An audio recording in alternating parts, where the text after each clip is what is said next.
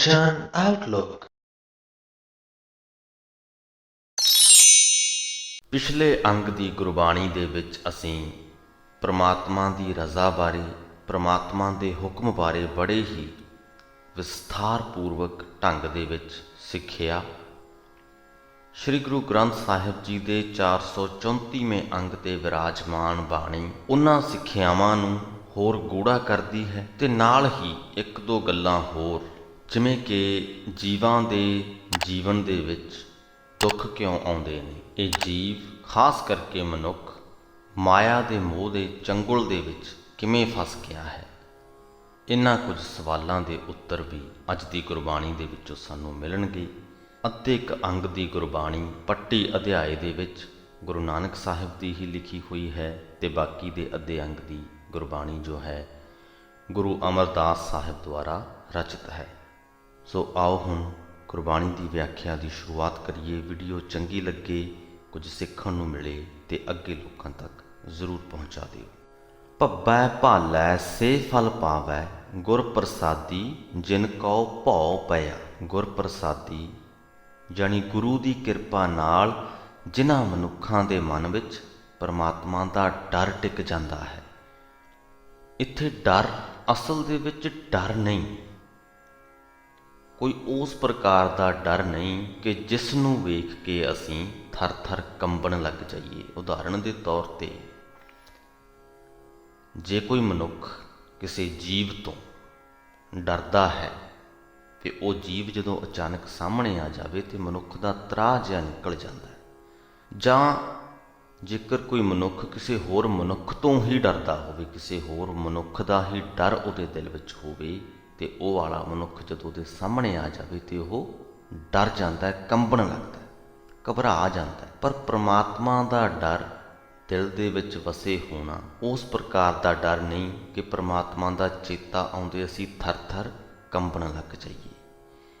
ਇਹ ਡਰ ਸਿਰਫ ਉਸ ਪ੍ਰਮਾਤਮਾ ਦੀ ਮੌਜੂਦਗੀ ਦਾ ਅਹਿਸਾਸ ਹੋਣਾ ਹੈ। ਗੁਰ ਪ੍ਰਸਾਦੀ ਜਿਨ ਕਉ ਭਉ ਪਿਆ, ਗੁਰੂ ਦੀ ਕਿਰਪਾ ਨਾਲ ਜਿਨ੍ਹਾਂ ਦੇ ਹਿਰਦਿਆਂ ਵਿੱਚ ਇਹ ਭਉ, ਇਹ ਡਰ ਟਿਕ ਜਾਂਦਾ ਹੈ, ਉਹਨਾਂ ਨੂੰ ਪਰਮਾਤਮਾ ਦੀ ਮੌਜੂਦਗੀ ਦਾ ਖਿਆਲ ਰਹਿੰਦਾ ਹੈ। ਹਰ ਕੁਝ ਕਰਦੇ ਹੋਏ ਉਹਨਾਂ ਦੇ ਦਿਲ ਵਿੱਚ ਇਹ ਗੱਲ ਪੱਕੀ ਹੋ ਜਾਂਦੀ ਹੈ ਕਿ ਉਹ ਜੋ ਵੀ ਕਰਦੇ ਨੇ, ਚੰਗਾ ਮਾੜਾ, ਪਰਮਾਤਮਾ ਉਸ ਸਭ ਨੂੰ ਵੇਖ ਰਿਹਾ ਹੈ ਤੇ ਇਸ ਕਾਰਨ ਕਰਕੇ ਉਹ ਕਿਸੇ ਵੀ ਮਾੜੇ ਕੰਮ ਤੋਂ ਆਪਣੇ ਆਪ ਹੀ ਵਰਜੇ ਜਾਂਦੇ ਨੇ। ਤੇ ਅਜਿਹੇ ਮਨੁੱਖ ਪਰਮਾਤਮਾ ਦੇ ਦਰਸ਼ਨ ਕਰਨ ਦਾ ਯਤਨ ਵੀ ਕਰਦੇ ਨੇ ਤੇ ਉਹਨਾਂ ਦੇ ਯਤਨਾਂ ਤੇ ਫਲ ਵੀ ਪੈਂਦਾ ਹੈ। ਭੱਬੈ ਭਾਲੈ ਸੇ ਫਲ ਪਾਵੈ, ਮਨਮੁਖ ਫਿਰੈ ਨਾ ਚੇਤੈ ਮੂੜੇ, ਲੱਖ 84 ਫੇਰ ਪਿਆ। ਪਰ ਜੋ ਮਨਮੁਖ ਹੈ, ਆਪਣੇ ਮਨ ਦੇ ਪਿੱਛੇ ਲੱਗ ਕੇ ਤੁਰਨ ਵਾਲਾ ਮਨੁੱਖ ਹੈ, ਉਹ ਹੋਰ ਪਾਸੇ ਭਟਕਦਾ ਹੈ, ਪਰਮਾਤਮਾ ਨੂੰ ਯਾਦ ਨਹੀਂ ਕਰਦਾ ਤੇ 84 ਲੱਖ ਜੂਨਾਂ ਦੇ ਗੇੜ ਦਾ ਭਾਗੀ ਬਣਿਆ ਰਹਿੰਦਾ ਹੈ। ਮੰਮੈ ਮੋਹ ਮਰਨ ਮਧੂਸੂਦਨ, ਮਰਨ ਭਇਆ ਤਬ ਚੇਤਵਿਆ। ਮੋਹ ਮਰਨ ਜਾਣੀ ਜੋ ਮੋਹ ਹੈ ਉਹ ਮਨੁੱਖ ਦੀ ਆਤਮਿਕ ਮੌਤ ਦਾ ਮੂਲ ਹੁੰਦਾ ਹੈ ਤੇ ਪਰਮਾਤਮਾ ਮਨੁੱਖ ਨੂੰ ਉਦੋਂ ਚੇਤੇ ਆਉਂਦਾ ਹੈ ਜਦੋਂ ਮੌਤ ਸਿਰ ਤੇ ਆ ਖਲੋਂਦੀ ਹੈ। ਕਾਇਆ ਭੀਤਰ ਅਵਰੋ ਪੜਿਆ, ਮੰਮਾ ਅੱਖਰ ਵਿਸਰਿਆ। ਜਿੰਨਾ ਚਿਰ ਜੀਵ ਜਿਉਂਦਾ ਹੈ ਆਪਣੀ ਪੜ੍ਹੀ ਹੋਈ ਵਿਦਿਆ ਦੇ ਆਸਰੇ ਹੋਰ ਗੱਲਾਂ ਹੀ ਪੜ੍ਹਦਾ ਰਹਿੰਦਾ ਹੈ। ਮੰਮਾ ਅੱਖਰ ਉਹਨੂੰ ਵਿਸਰਿਆ ਰਹਿੰਦਾ ਹੈ। ਮੰਮੇ ਤੇ ਮਰਨ ਤੇ ਮੰਮੇ ਤੇ ਮਧੂਸੂਦਨ ਜਾਣੀ ਨਾ ਉਹਨੂੰ ਮੌਤ ਚੇਤੇ ਰਹਿੰਦੀ ਹੈ ਤੇ ਨਾ ਹੀ ਪ੍ਰਮਾਤਮਾ। ਯਈਆ ਜਨਮ ਨਾ ਹੋਵੀ ਕਦਹੀ, ਜੇਕਰ ਸੱਚ ਪਛਾਣ।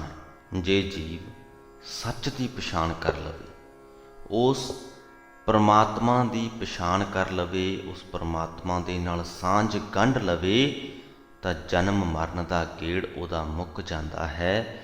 ਗੁਰਮੁਖ ਆਖੈ ਗੁਰਮੁਖ ਬੂਝੈ, ਗੁਰਮੁਖ ਏਕੋ ਜਾਣੈ। ਗੁਰੂ ਦੀ ਸ਼ਰਨ ਪੈ ਕੇ ਜੇ ਮਨੁੱਖ ਉਸ ਪਰਮਾਤਮਾ ਨੂੰ ਹਰ ਥਾਂ ਵੇਖੇ, ਉਸ ਪਰਮਾਤਮਾ ਦੀ ਹੀ ਸਿਫਤ ਸਲਾਹ ਕਰੇ, ਉਸ ਪਰਮਾਤਮਾ ਨੂੰ ਸਰਬ ਵਿਆਪਕ ਸਮਝੇ ਤਾਂ ਉਸ ਪਰਮਾਤਮਾ ਦੇ ਨਾਲ ਸਾਂਝ ਗੰਢਣ ਦੇ ਵਿੱਚ ਉਹਦੀ ਸਹਾਇਤਾ ਹੋ ਜਾਂਦੀ ਹੈ।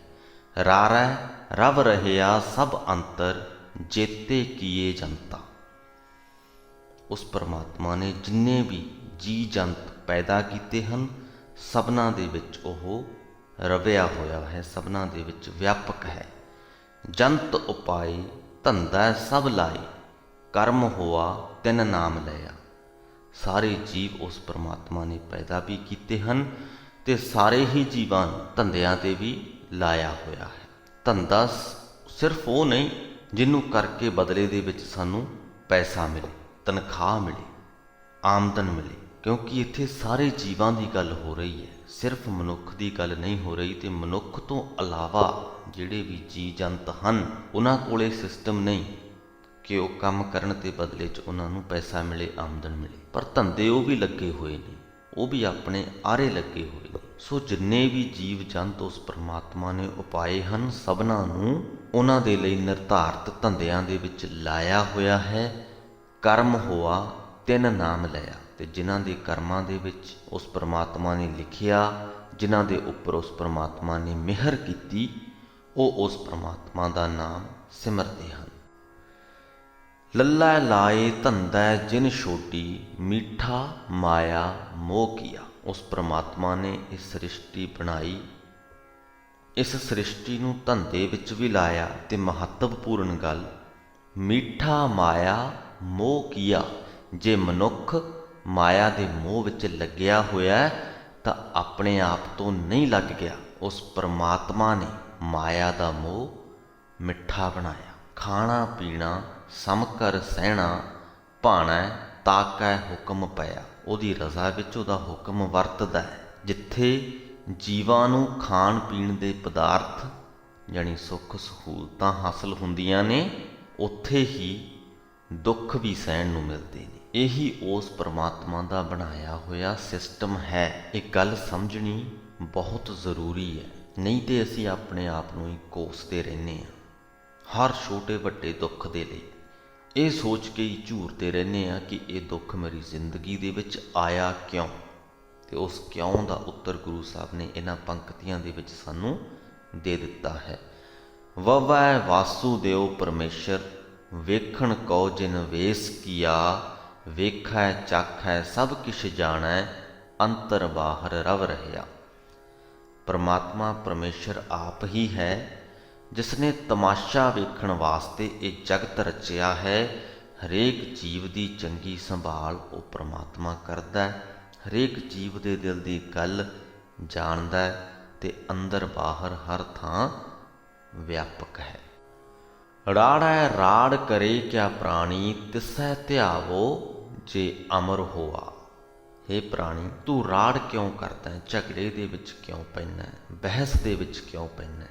ਤੇ ਬਹਿਸ ਅਕਸਰ ਵਿੱਦਿਆ ਦੇ ਆਸਰੇ ਹੀ ਕੀਤੀ ਜਾਂਦੀ ਹੈ। ਕਿਸੇ ਵੀ ਮਨੁੱਖ ਨੂੰ ਕਿਸੇ ਖਾਸ ਗੱਲ ਦਾ, ਕਿਸੇ ਖਾਸ ਵਿਸ਼ੇ ਦਾ ਜਦੋਂ ਗਿਆਨ ਹੋ ਜਾਏ, ਜਾਂ ਉਹਨੂੰ ਲੱਗੇ ਕਿ ਉਹਨੂੰ ਗਿਆਨ ਹੋ ਗਿਆ ਹੈ, ਤਾਂ ਉਹ ਉਸ ਬਹਿਸ ਦੇ ਵਿੱਚ ਪੈ ਜਾਂਦਾ ਹੈ। ਇਹ ਸਾਬਤ ਕਰਨ ਦੀ ਕੋਸ਼ਿਸ਼ ਦੇ ਵਿੱਚ ਪੈ ਜਾਂਦਾ ਹੈ ਕਿ ਉਹ ਉੱਤਮ ਹੈ, ਦੂਜਿਆਂ ਦੇ ਨਾਲੋਂ ਉਹ ਜ਼ਿਆਦਾ ਗਿਆਨਵਾਨ ਹੈ ਆਪਣੇ ਆਸ-ਪਾਸ ਵਾਲਿਆਂ ਨਾਲੋਂ, ਜਾਂ ਉਸੇ ਹੀ ਵਿਸ਼ੇ 'ਤੇ ਜੋ ਜਾਣਕਾਰੀ ਉਹਦੇ ਕੋਲ ਹੈ ਉਹ ਸਹੀ ਹੈ, ਜੋ ਦੂਜੇ ਕੋਲ ਹੈ ਉਹ ਗਲਤ ਹੈ। ਜਿਵੇਂ ਅਸੀਂ ਪਿਛਲੇ ਅੰਗ ਦੀ ਗੁਰਬਾਣੀ ਦੇ ਵਿੱਚ ਜਾਣਿਆ ਕਿ ਗੁਰੂ ਸਾਹਿਬ ਗੁਰੂ ਦੁਆਰਾ ਲਿਖੀ ਹੋਈ ਗੁਰਬਾਣੀ ਮਨੁੱਖਾਂ ਤੱਕ ਸਹੀ ਵਿੱਦਿਆ ਸਿੱਖਿਆ ਪਹੁੰਚਾਉਣ ਦਾ ਸਾਧਨ ਹੈ। ਉਸ ਪਰਮਾਤਮਾ ਨੇ ਘੜਿਆ ਹੈ, ਉਸੇ ਸਾਧਨ ਦੇ ਰਾਹੀਂ ਸਾਡੇ ਅੱਗੇ ਇਹ ਵਿੱਦਿਆ ਪਰੋਸੀ ਜਾ ਰਹੀ ਹੈ ਕਿ ਹੇ ਪ੍ਰਾਣੀ, ਤੂੰ ਝਗੜੇ ਆਦਿਕ ਕਿਉਂ ਕਰਨ ਲੱਗ ਪਿਆ। ਰਾੜੈ ਰਾੜ ਕਰੇ ਕਿਆ ਪ੍ਰਾਣੀ, ਤਿਸੈ ਧਿਆਵੋ ਜੇ ਅਮਰ ਹੋਆ। ਉਸ ਪਰਮਾਤਮਾ ਨੂੰ ਸਿਮਰੋ ਜੋ ਸਦਾ ਕਾਇਮ ਰਹਿਣ ਵਾਲਾ ਹੈ। ਜਿਹੜੀ ਵਿੱਦਿਆ ਦੇ, ਜਿਹੜੀ ਜਾਣਕਾਰੀ ਦੇ ਆਸਰੇ ਤੁਸੀਂ ਬਹਿਸ ਕਰਦੇ ਪਏ ਹੋ, ਝਗੜਾ ਕਰਦੇ ਪਏ ਹੋ, ਉਹ ਸਦਾ ਕਾਇਮ ਰਹਿਣ ਵਾਲੀ ਨਹੀਂ ਹੈ।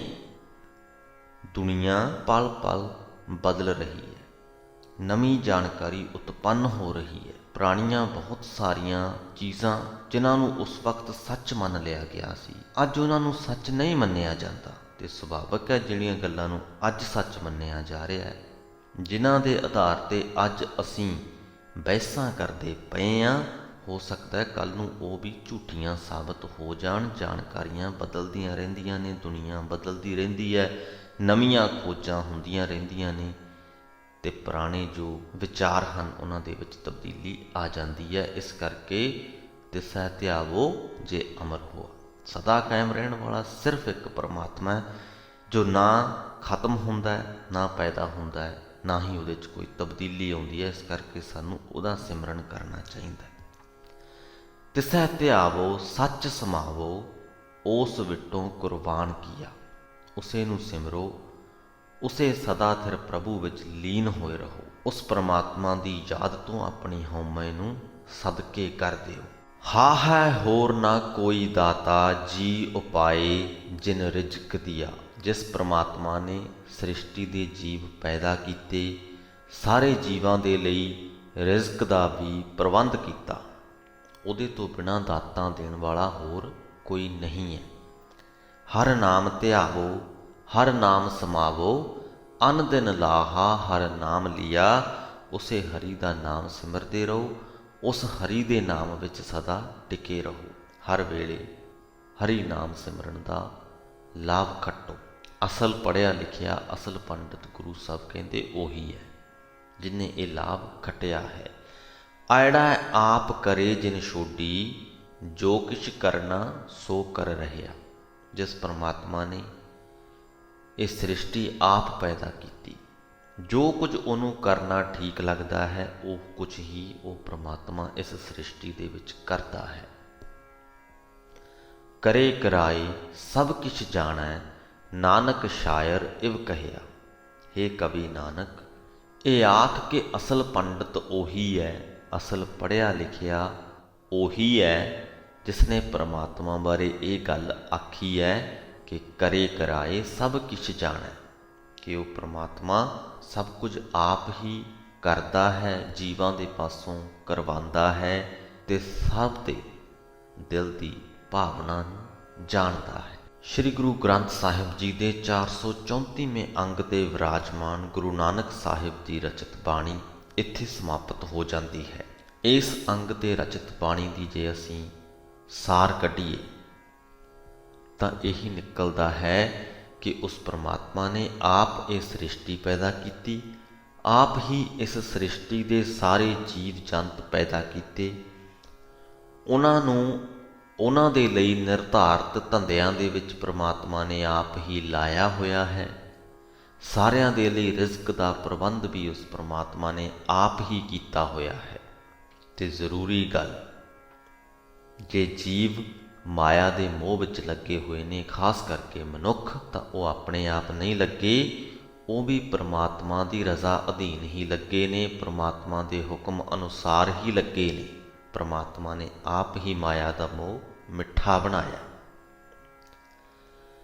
ਜੇ ਉਹ ਪਰਮਾਤਮਾ ਸਾਡੀ ਜ਼ਿੰਦਗੀ ਦੇ ਵਿੱਚ ਜਾਂ ਸਾਡੀਆਂ ਜ਼ਿੰਦਗੀਆਂ ਦੇ ਵਿੱਚ ਸੁੱਖ ਸਹੂਲਤਾਂ ਬਖਸ਼ਦਾ ਤਾਂ ਦੁੱਖ ਵੀ ਉਹ ਪਰਮਾਤਮਾ ਹੀ ਬਖਸ਼ਦਾ ਹੈ। ਸੋ ਅਸੀਂ ਉਸ ਪਰਮਾਤਮਾ ਦੀ ਬਖਸ਼ੀ ਹੋਈ ਇੱਕ ਚੀਜ਼ ਨੂੰ ਵਧੀਆ ਅਤੇ ਇੱਕ ਨੂੰ ਮਾੜੀ ਨਾ ਆਖੀਏ, ਸੁੱਖ ਸਹੂਲਤਾਂ ਨੂੰ ਚੰਗੀਆਂ ਅਤੇ ਦੁੱਖਾਂ ਨੂੰ ਮਾੜੇ ਨਾ ਆਖੀਏ, ਦੋਨਾਂ ਨੂੰ ਹੀ ਸਮ ਕਰ ਜਾਣੀਏ, ਇੱਕੋ ਜਿਹਾ ਕਰਕੇ ਜਾਣੀਏ, ਦੋਹਾਂ ਨੂੰ ਹੀ ਉਸ ਪਰਮਾਤਮਾ ਦੀ ਬਖਸ਼ਿਸ਼ ਕਰਕੇ ਜਾਣੀਏ।